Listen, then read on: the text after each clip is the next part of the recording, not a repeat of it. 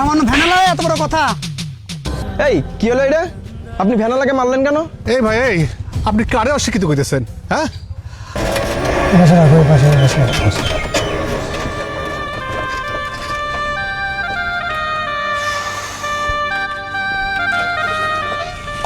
কি যে করো, এত টাইম লাগে ওখান থেকে আসতে? ভাই একটু আস্তে সুস্তে আসলেই ভালোভাবে আসা যায়। যদি একটা অ্যাক্সিডেন্ট হয়। টাকা ধরো তোমার। ভাই কয় টাকা দিচ্ছেন? কয় টাকা মানে? 10 টাকা দিলাম। আরে ভাই সর্দার স্ট্যান্ডে ফার্মে ভাড়া তো 20 টাকা, অন্তত 5 টাকা তো দেবেন। আরে তুমি নাটক করো, একে দেরি করে নিয়ে আসছো আবার 5 টাকা বেশি চাও। আমি 2 বেলা করে ফার্মে আসি, এখানে আমাদের আড্ডা স্থল, আমরা জানি না ভাড়া কয় টাকা? ভাই আপনি ভুল করতেছেন। আপনি 2 বেলা আসেন না 3 বেলা আসেন, ভাড়া কিন্তু ভাই লিগেল ভাড়া 20 টাকা। আপনার 20 টাকা না, আপনি আমার 15 টাকা দেন। যদি বিশ্বাস না হয় আপনি অন্য নতুন কাজ শুট করে দেন।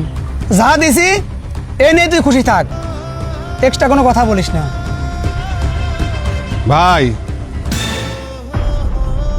এই গরিবের টাকা মারি খালেন তো, আল্লাহর বিচার করবে। কি বললি? সামান্য ভ্যানালায় এত বড় কথা?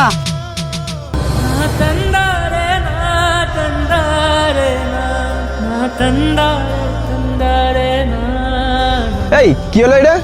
আপনি ভ্যানালাকে মারলেন কেন?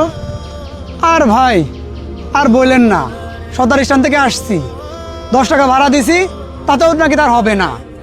একে দেরি করে আসছে, তারপর আবার ওর 5 টাকা বেশি চায়। এই তুই ওনার কাছে 5 টাকা বেশি চাইলি কেন? স্যার সর্দার স্ট্যান্ড থেকে এই ফার্মে 20 টাকা ভাড়া, আমি 15 টাকা চাইছি। হ্যাঁ, আমার এটা দেয় নাই। আমার কইতেছে 5 টাকা বেশি চাইলি কেন, তাই আমার মারছে। আমি বুঝলাম তুই অনেক কষ্ট করে আসছিস, তোর শরীরে ঘাম টপ টপ করে ঝরতেছে, তাই বলে তুই 5 টাকা বেশি চাইবি? তোর যে বেশভূষণ দেখতেছি তাতে মনে হচ্ছে তোর গায়ের যে গেঞ্জিটা 2 বছর আগে কিনছস, এখন ঠিক মতো কাছিস না। তুই 5 টাকা কেন বেশি চাইবি? আবার তোর দেখে মনে হচ্ছে যে তুই খাস আলু ভর্তা আর ডিম, কখনো তো মাংস চোখেও দেখোস নাই। তুই এত টাকা দিয়ে কি করবি? তুই 5 টাকা বেশি চাস?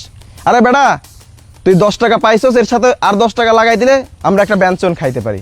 তুই গরিব মানুষ, আমরা বড় লোকরা তোকে যা দিব তুই তাই নিয়ে সন্তুষ্ট থাকবি। তুই কেন মুখের উপর 5 টাকা বেশি চাইবি? আরে বেটা, শপিং মলে আমরা যাব, শপিং করব, এক্সট্রা বোনাস হিসাবে তাদেরকে 10-20 হাজার টাকা দিয়ে চলে আসবো, কিন্তু তুই ভ্যান চালাই খাবি, তোরে কেন আমরা 5 টাকা বেশি দেবো? তুই এত টাকা দিয়ে কি করবি? তোরা সারাদিন কষ্ট করে ভ্যান চালায় 500-600 টাকা ইনকাম করিস, তোরা বড় লোকদের সাথে কেন কথায় লাগবি? আমরা যা দিব, যা বলবো সেটাই তোরা শুনবি। তুই জানোস না এই সমাজটা কাদের কথায় চলে? তুই কেন 5 টাকা বেশি চাইবি? ভাই এই কথাগুলো কি আপনি কোনো কারণে আমাকে বলছেন? তাহলে আপনার মাথায় এখন কথাটা ঢুকেছে? আরে ভাই, সে সর্দার স্ট্যান্ড থেকে ফার্ম পর্যন্ত আপনাকে নিয়ে এসেছে। আপনি জানেন না এখানকার ভাড়া কত? সবাই জানে যে এখানকার ভাড়া 20 টাকা, তাও তো সে বেশি চায় নাই, বরং আপনার অনুযায়ী আরো সে কমই চেয়েছে, আর আপনি তাকে চল লাগাই দিলেন। আরে ভাই, সকলেই জানি যে আমাদের এই রাস্তাঘাটের কি অবস্থা। উনি কষ্ট করে মাথার ঘাম পায়ে ফেলে আপনাকে নিয়ে এসেছে, আর আপনি ওকে মেরে দিলেন।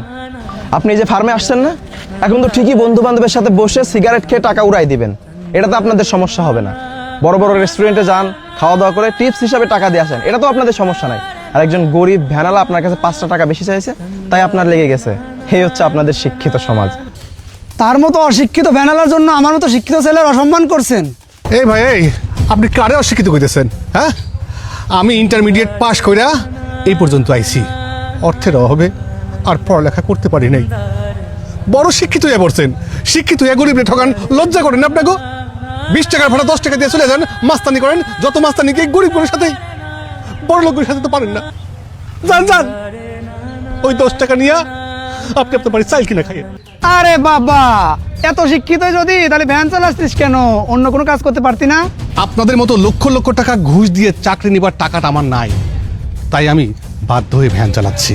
এর মানেই যে আমি অশিক্ষিত সেটা কিন্তু না। আমার শিক্ষক একটা কথা বলেছিলেন, কোনো কাজকে জীবনে ছোট মনে করবে না। আমার শিক্ষকের সেই কথাটি আমি হৃদয়ে ধারণ করেছি এবং ভ্যান চালিয়ে আমি আমার পরিবার পরিজন নিয়ে চলছি। আপনাদের মতো বড় লোকদের মতো যারা গরিবের রক্ত চুষে খায়, যারা ঘুষ খায়, নিজের অট্টালিকা করে ঘুষ খেয়ে, তাদের মতো আমি হতে চাইনি। এই ভ্যান চালিয়ে নিজের গায়ের রক্ত পানি করে যে টাকাটা কামাই করি, সেটি আমার জন্য আলহামদুলিল্লাহ। একটা কথা কি জানেন ভাই, আসলে শিক্ষার কোনো বয়স নাই, প্রতিনিয়তই শিখছি। আজকে আপনাকে দেখে আবার নতুন করে শিখলাম।